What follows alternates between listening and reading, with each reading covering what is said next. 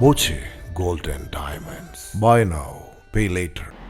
Train യാത്രക്കാരിയായ പെൺകുട്ടിയെ യാത്രക്കിടെ ലൈംഗികമായി ഉപദ്രവിച്ചയാളെ പോലീസ് പിടികൂടി.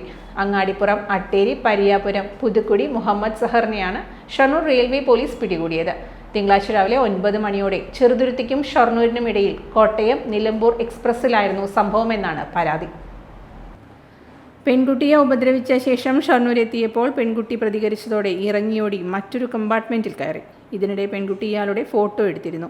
പിന്നീട് ഇമെയിൽ വഴി പരാതി നൽകിയതിനെ തുടർന്നാണ് റെയിൽവേ പോലീസ് കേസെടുത്തത്.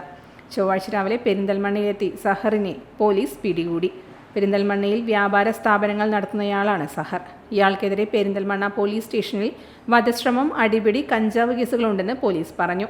റെയിൽവേ പോലീസിന്റെ ജനമൈത്രി വാട്സപ്പ് ഗ്രൂപ്പുകളിൽ പങ്കുവച്ച വിവരത്തിന്റെ അടിസ്ഥാനത്തിൽ പോലീസിന് ലഭിച്ച രഹസ്യ വിവരത്തെ തുടർന്നാണ് ഇയാൾ പിടിയിലായത്. SI അനിൽ മാത്യുവിന്റെ നേതൃത്വത്തിൽ Nishad, Sajith, Manoj, RPF crime intelligence branch അംഗങ്ങളായ ASI ഷിജു, പ്രസാദ് എന്നിവരടങ്ങുന്ന സംഘമാണ് ഇയാളെ പിടികൂടിയത്.